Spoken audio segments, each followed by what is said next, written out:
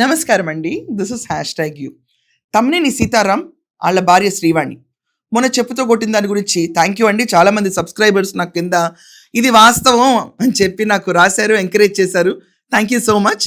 So వీరవనిత శ్రీవాణి పోలీసులను రెపరెపలాడిస్తున్న శ్రీవాణి ఆవిడ టోన్ ఏంటో ప్రతి ఒక్కళ్ళు మర్చిపోకూడదు. ఎంత పవర్ఫుల్ లేడీ గుర్తు చేయాలి. ఎయిటర్ ఆవిడ టోన్ ఒకసారి ఏంటి ఇక్కడ సెపరేట్ మీరు అవ్వలేదు.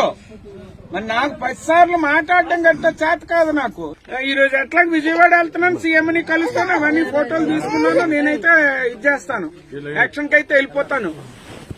మీ కన్సర్న్ నోడు రాడు, కింద మీరు ఉంటారు, ఏమండి మేదోడు రాడు.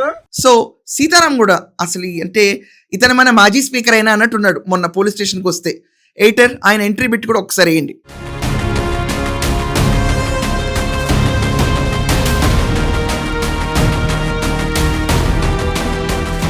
సో సీతారాం పరిస్థితి ఏమైందంటే ప్రతి ఒక్క విషయానికి మీకు అందవరపు గోవిందరాజులు గారు తెలుసా అంటే తెలియదని చెప్పాడు. దాని తర్వాత అదబాల రజని ఒడిశా నుంచి ఆయన కూతుర్ని మీరు తీసుకొచ్చి పెట్టారు కదా, ఆ అమ్మాయి అన్న తెలుసా మీకు, నాకు ఆవిడ కూడా తెలియదు అన్నాడు. మొత్తానికి చాప్టర్ అంతా ఏం తెలియదు. నేను ఒక అమ్మాయికి శుద్ధపోసని వాళ్ళు ఆ ల్యాండ్ నమ్మితే మేము మధ్యలో వాళ్ళ ద్వారా కొనుక్కుని నా కొడుకు పేరు మీద రాంచాను తప్ప మేము ఇలాంటి వ్యవహారాలు ఎక్కడ చేయలేదు, మాకు ఇలాంటి అవసరం లేదు. రాజకీయంగా విమర్శలు ఎన్నుకున్నా కానీ పర్సనల్ లైఫ్లో నా మీద మచ్చ కూడా లేదని చెప్పి రెచ్చిపోయాడు.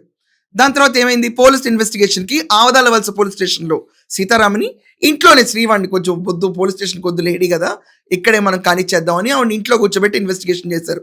సీతారాం అయితే అన్నిటికీ మౌనముద్రే. ఆవిడైతే ప్రతి ఒక్క దానికి టెనికాయిట్ రింగే ఆడేసింది పోలీసుల్ని. పోలీసులు కూడా అలిసిపోయారు.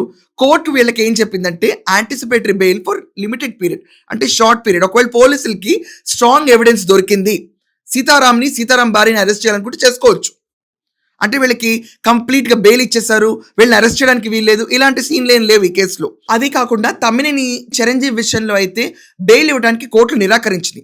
అతని స్పాట్లో అరెస్ట్ చేస్తారు. తమ్మినేని సీతారాంని నీ కొడుకు ఎక్కడ ఉన్నాడంటే నాకు తెలియదని చెప్పాడు.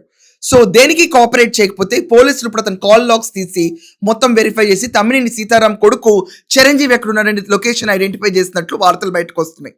ఇతను కొడుకుని దాచిపెట్టిన కేసు మళ్ళీ ఇక్కడ పోలీస్ వాళ్ళకి స్ట్రాంగ్ ఎవిడెన్స్ దొరికిందంట. ఎస్, వీళ్ళే ఫోర్జరీ డాక్యుమెంట్స్ క్రియేట్ చేశారు, రిజిస్ట్రేషన్ చేసుకుని 900 గజాల స్థలం అందవరపు గోవిందరాజులు గారిది చెందిన భూమిని కొట్టేయాలని చెప్పి వీళ్ళు ప్రయత్నించారు అని చెప్పి ఒక ఫేక్ కూతుర్ని, ఫేక్ సర్టిఫికెట్ని, ఫేక్ సిచ్యువేషన్ ఎన్కాష్ చేసుకుని వీళ్ళు అంటే మన తమ్మినేని సీతారాం గారు, వాళ్ళ మిస్సెస్ శ్రీవాణి గారు, దాని తర్వాత రిజిస్ట్రేషన్ చిరంజీవి పేరు మీద జరిగింది కాబట్టి చిరంజీవి, వీళ్ళని ముగ్గురిని బొక్కలో వేయటం ఖాయం. ఇప్పటికే పోలీసులు చాలా అప్రమత్తంగా ఉన్నారు. నిన్న భోగాపురం ఎయిర్పోర్ట్ లాంచ్ అంతా అయిపోవడంతో ఇంకా క్లియర్గా శ్రీకాకుళంలో అరెస్టుల మోత గట్టిగా మోగుతుంది. శ్రీకాకుళంలో మనం చూసుకుంటే ఆల్రెడీ సీదిరి అప్పలరాజుకి నో బెయిల్, తమ్మినేని సీతారాం కుటుంబాన్ని just for the momentum bail ఇచ్చారు. But police may arrest, they have a free hand.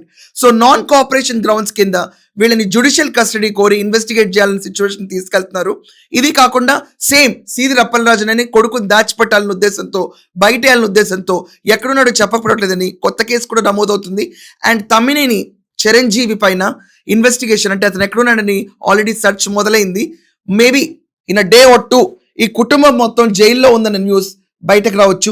This is a bad time for YCP. మొత్తం ప్రతి ఒక్కళ్ళు జైల్లోకి వెళ్ళటం విచిత్రంగా జరుగుతుంది. ఒకళ్ళతో ఒకళ్ళు. ఇంకా మనకి మిగిలింది మన అంబటి ఒక్కడే. అంబటి కూడా ఏకంగా సిఐడికి వెళ్ళిపోతే చాప్టర్ చాలా ఘనంగా క్లోజ్ అయినట్టే. ఏదేమైనా శ్రీవాణి గారి దెబ్బకి పోలీసులు ఏంటి రాష్ట్రమే భయపడాలి. అంత కెపాసిటీ ఉన్న లేడీ బోడి 900 గజాల భూమి ఆవిడ అడిగితే ఇవ్వలేరా, ఇచ్చేయాలి అంతే.